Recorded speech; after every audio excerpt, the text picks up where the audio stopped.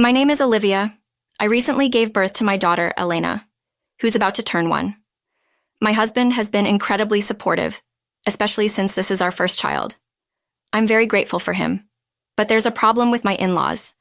My relationship with my mother-in-law, Helen, was already strained, leading us to a state of strain. Let me first talk about the incident that led us to this point. From the beginning, Helen and I never got along.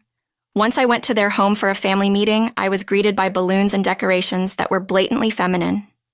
The dinner menu was filled with ingredients I specifically said I couldn't tolerate. My husband was furious, and he deeply apologized to me when we got home. At that point, I was rethinking the whole marriage, but my husband desperately convinced me to proceed under certain conditions. Helen and I would only see each other during major life events, no shared meals. If we visit the in-laws, no overnight stays. If my husband wants to visit them during holidays, he goes alone. I would visit my own parents, and absolutely no sharing of our contact information. At the time of our marriage, it was already rare to have a landline at home, so fortunately, direct calls were never an issue. We decided that if these conditions were broken, I'd go back to my parents, and we would either sever ties with Helen or get a divorce. But Helen continued to create issues. Take our wedding, for example. We couldn't exactly not invite her. However, she showed up in a painfully inappropriate white mini dress. She was promptly escorted out by the staff and had to rejoin the ceremony in what I assume were her regular clothes. Every time she met relatives from my husband's side, she would complain, "I had that dress made for my son's wedding, but the bride complained. I want my money back." Everyone just awkwardly chuckled. No one blames me. Thankfully, in fact, they comforted me. She even tried to insert herself during the cake-cutting ceremony and deliberately attempted to spill wine on my dress. She was removed from the venue midway, and my husband apologized to me profusely. My husband had been apologizing profusely to my parents and relatives. He kept saying, "It's so embarrassing to have a mom like that." Even my parents and relatives had seen Helen's erratic behavior. Some suggested we should reconsider the marriage. But after seeing my husband's sincere apologies and his regretful face, they felt he wasn't a bad guy. They even offered words of sympathy. Life was peaceful for a while. It was just the two of us in our new home. Then one day something happened. I usually work from home and rarely go out. My husband knows this. It's been our style since we started dating. But Helen didn't like it one bit. She'd say things like, "You can't possibly be doing legitimate work from home. You must be up to no good, probably having men over." My husband defended me then, but Helen was not one to back down easily. She continued to sulk. Then came a day when I had an outside job and left the house. When I got back, something felt off. First of all, the door was unlocked. I thought we might have been robbed and called my husband. "Hey, you're still at work, right?" "Yeah, what's going on?" "I told you I had work outside today, right? I locked the door when I left, but now it's open. Is someone inside?" I listened carefully. Footsteps, the sound of someone rummaging through our things. "Someone's in the house." "Got it, I'm coming home. Go hide out at a nearby diner." I did as he said, waiting at a nearby diner. Minutes later, he called my cell. "Oh, I'm sorry, what happened?" For a moment, I thought he was cheating, but the reality was worse. Turns out my mom had made a copy of our house key. Are you kidding me? Apparently, Helen had stolen a key from his key ring when he visited home and had it duplicated. That sounds criminal. It's your fault for not giving me one in the first place. I heard Helen's voice in the background. I couldn't believe it. I had my husband hand her the phone. "Listen, Helen, clearly you don't understand what being a daughter-in-law means. You should be begging me to come over anytime. And you never visit on holidays or celebrate Mother's Day? You're even wearing flashy underwear." I was embarrassed and infuriated to realize she looked through my drawers. "You're the one who's out of line. Liam had a hard time at our wedding because of you. You not only stole a key, but snooped around our personal stuff. I'm done." I was considering still taking part in any family rites, but now I won't even bother if it involves you. I hung up and texted my husband. "I can't stay in that house tonight. I'm going to a business hotel. Please clean up the house. If you can't deal with Helen, I'm going back to my parents." Within a minute, he texted back, "I'm sorry. I'll take care of it. I want to cut ties too." From then on, and it became taboo to bring Helen and me together at any family gatherings on my husband's side. When I was invited, Helen wouldn't be. And when Helen was there, I wouldn't go. In fact, ever since an incident at our wedding, the number of relatives who wanted Helen to attend had decreased. My husband often went in her place, so it wasn't a problem. This marked the end of my estrangement from Helen, but now we have a daughter, our first child, so we decided to reach out to my in-laws. All along, the silent party has been my father-in-law, George. He's quiet, for better or worse, and he can't stand up to Helen. Since Helen and I don't talk, George and I lost touch too. George is a good man, so we figured it was more for his sake that we decided to visit. We thought about asking Helen to leave for the day, or inviting George over, but he has mobility issues and it would be weird to kick Helen out of her own house. In any case, Helen wasn't going anywhere, so we decided that a brief visit with George couldn't hurt. Things went surprisingly well during the visit. Helen was smitten with our daughter and couldn't help but say, "She's so adorable. She looks like her dad. Reminds me of Liam when he was a tyke." George, too, looked pleased, speaking volumes with his few words. It was the first peaceful moment we'd had with my in-laws since getting married. A few days after that calm visit, something happened. I was home alone with my daughter when the doorbell rang. It was a food delivery from my in-laws. The note simply read, "For her first birthday." We planned to prepare something ourselves, but I was touched they'd gone to the trouble. I thought we'd open it when my husband got home.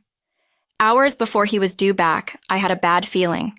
I opened the gift, and what I found was shocking. My husband came home at that moment and asked, "What are you looking at?" I said, "It's a first birthday meal for our daughter from Helen," and threw it into the trash. Shocked, he shouted, "What are you doing? No matter how bad my mom is, you don't have to throw away what she gave to our daughter. You should apologize." Without even turning around, I asked, "Did you look inside?" Furious, he retrieved the gift from the trash. At first glance, it might have seemed normal, but the selection was horrible. Chicken feet, a cake shaped like a black cat using chocolate, shark fin soup, octopus, 13 peanuts in a mirror.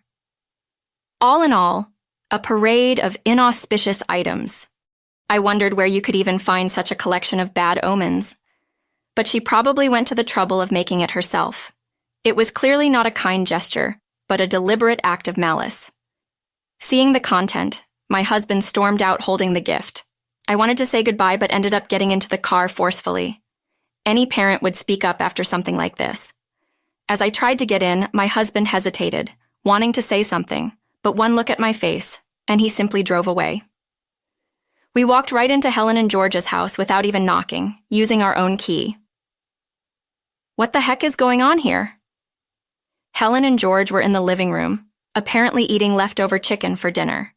When Helen saw the gift bag in my husband's hand, she said, "Oh, it arrived! Nice celebration meal, isn't it?" Her face looked genuinely pleased. A nice celebration meal? It's all filled with bad luck and inappropriate items. The apple doesn't fall far from the tree, huh? Oh, come on, it's lavish. I put a lot of care into making it. Just be grateful and use it. Who in the world would use such bad luck and inappropriate items for a first birthday celebration? Oh, were they bad luck or inappropriate? I didn't notice.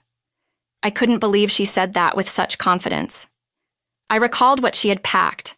The cat-shaped cake may look cute, but black cats are often associated with evil. Shark fin soup isn't exactly animal-friendly or environmentally conscious. Then there were 13 peanuts, which are not only a high allergy risk for a 1-year-old, but the number 13 is often considered unlucky. The gift was entirely inappropriate. Given all this, it's hard to believe she didn't know what she was doing. And the chicken, it was a single leg, hardly lavish.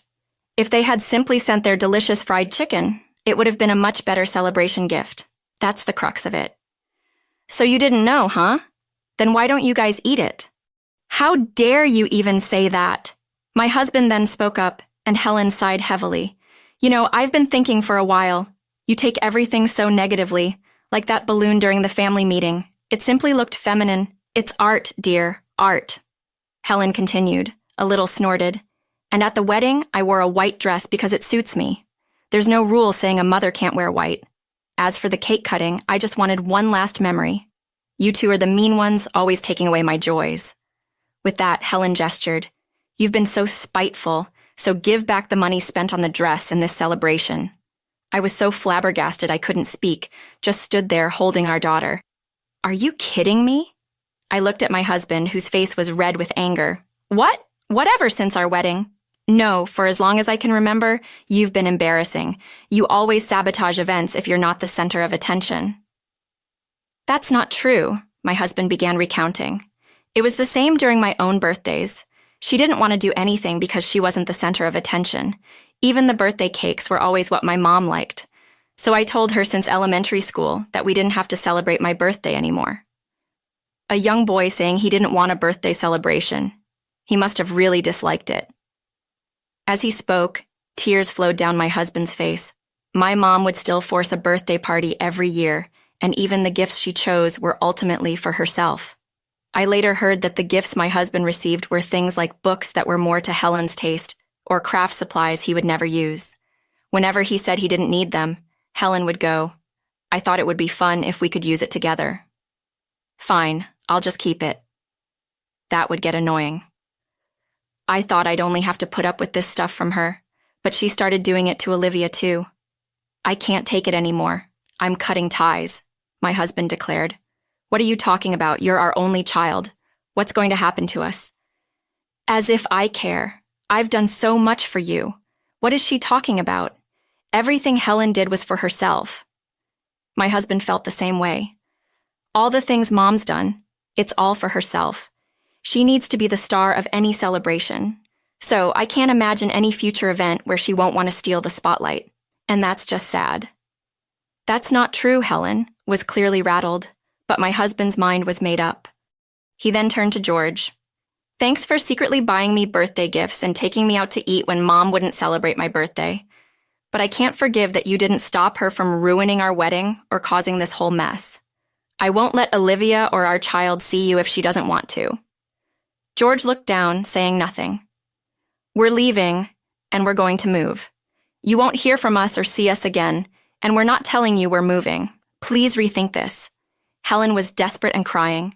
"No can do. It's not just Olivia who can't handle this anymore. I can't either. I wouldn't even want to attend my own funeral at this point. How can you say such a thing? I hate it that much. I don't want to see you again. I'm sorry for everything until now. From here on out, it'll just be the three of us."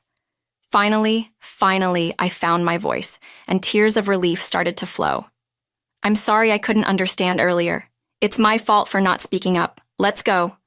My husband took my hand, and we left his parents' home for good. Life became hectic for us. We were busy choosing a new home and packing, and before we knew it, the days had flown by. Oddly, Helen never showed up. When I casually mentioned Helen to my husband, he dry laughed. "I'd like to think Dad is holding her back. Now we've moved and we're living in a different area. No more surprise visits from Helen, no more contact. My husband occasionally communicates with George, but they haven't met. They probably never will. Maybe one day it might be okay to